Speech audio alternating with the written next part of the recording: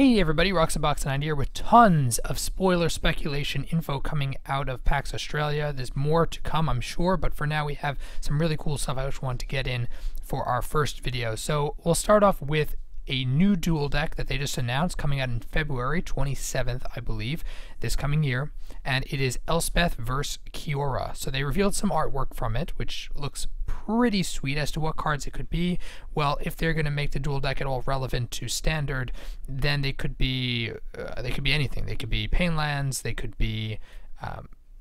potentially be alternate artworks for the Fate Reforged set, which is coming out before. We don't really know, but regardless, the artwork looks freaking sweet. Here, this looks like Kiora, because we'll see the new artwork they put together for her. And this kind of looks like almost a video game. I'm sorry, it really does. It's kind of hilarious, but very, very cool. We have some angelic looking things and some sort of artwork. And then here is the art for the dual deck, Elspeth vs. Kiora. The symbol looks super sweet. I love how it's like waves crashing up against a tower, which is pretty much what the two are. One is the castle structured soldier versus the epic water waves. Very, very cool. And the artworks look freaking sweet, people. Check it out. It looks so cool. And we can see this is the Kiora card. And I had the Elspeth card somewhere. Yeah, here we go. The Elspeth, Sun's Champion. So they both look pretty sweet, I must say. Very, very impressed, and I like that they chose this matchup because, yeah, sure, you could have... There are other Planeswalkers you could put in the mix here, but both of them are pretty useful, valuable Planeswalkers, and I'd like to see... And again, it's following more of the Jace versus Vraska, where you have a monocolor versus a dual-color Planeswalker, and this is the same case, where you have Elspeth monocolor white versus blue-green.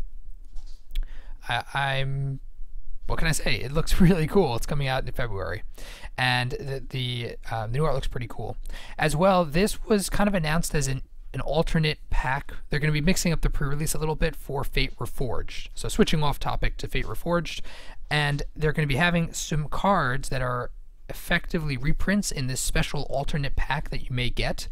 And it's just going to be the same card from Cons, but it's going to be set, since the Fate Reforged is set a long time in the past, when dragons still existed, the artworks and the flavors are going to reflect that aspect of it. So we have Briber's Pores here, we have Ghostfire Blade, and we can see the artwork looks very different from the Cons artwork we know. If you fear Dragonfire, you're unworthy to wield it, because the dragons are still around. You can see probably a dragon. This looks like a dragon up here. And then Smite the Monstrous, here you're smashing a huge dragon. Again, these things look really cool. I don't know how it's going to work out in the actual pre-release event or whatever, but that's what they were saying is going on. So that's pretty neat that they have those kinds of things. What can I say? And then Dragons of Tarkir, the third set, was announced, which is also pretty sweet. Some general info that they announced as well is that we're going to have Tamiyo is going to be the new mono blue Planeswalker switch in instead of Jace, because we've already had, what, 5 Jaces, so they want to try to mix things up, and Tamiyo could stand in for Jace at some point, which is pretty much their way of saying, when next time we want to put Jace, we're going to put Tamiyo instead, which I'm very, very happy of. I think we have too many Jaces, and they're just relying on him as their poster boy because of his history being an iconic character, and they're not really developing mono blue Planeswalkers out in any other way. Tamiyo, I think, is really cool. I'd love to see more of her, and hopefully they'll have more quality versions and historical background for her. Really looking forward to that. As well, they mentioned that they found a way to do colorless lands better than the way they've done it before. They didn't really give much about it, but they did say that a colorless EDH commander deck is viable, which means they may consider doing that for Commander 2015 for the new year product. We have the 2014 this year. Next year they could consider doing a colorless rather commander deck, which I think is pretty sweet, and hopefully that means we'll be getting more lands, since I'm making a Kozilek colorless deck. More lands that will fit with the colorless theme. Really like that.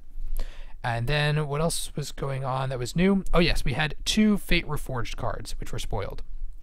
Yasova Dragonclaw, which it sounds like it's Surrak Dragonclaw's great, whatever it is, 1,000 years or however long ago, grandmother, which is pretty sweet. As you see here, it looks like she's got this huge cat thingy, saber-toothed cat thingy, and she looks pretty scary. No wonder Surrak turned out the way he did.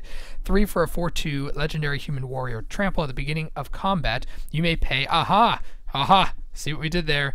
They're bringing hybrid mana back. Very cool. It will hopefully help Devotion reestablish itself in Standard as more viable, and as well will also, I think, create for really interesting commander stuff, which I like.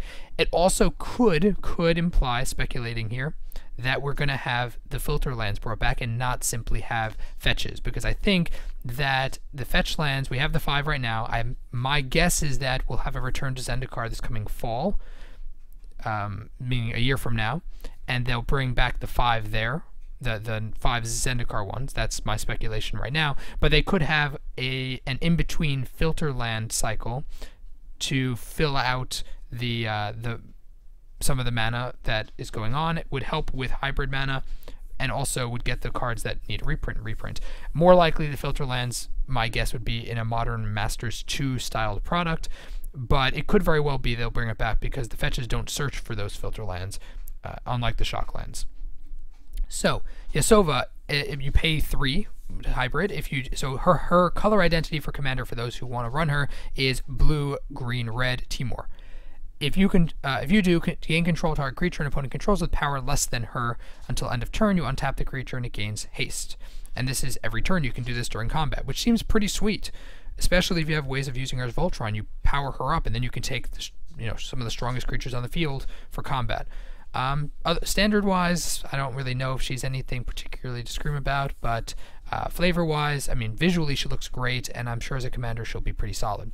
Crux of Fate. The artwork here sadly is blurred out, but it looks stupendously gorgeous. I'd love a foil. 3 and 2 black for a sorcery. You choose one: destroy all dragons, or destroy all non-dragon creatures. So this pretty much is a 5-cost black wrath that destroys all non-dragon creatures, because dragons don't tend to be very good in Standard. That being said, if they actually bring dragons back and make them awesome, this card could be very flexible. Its one con right now in Standard is that Stormbreath Dragon is a dragon, and not killing Stormbreath Dragon for 5 is a bit painful, even if it does other stuff as well.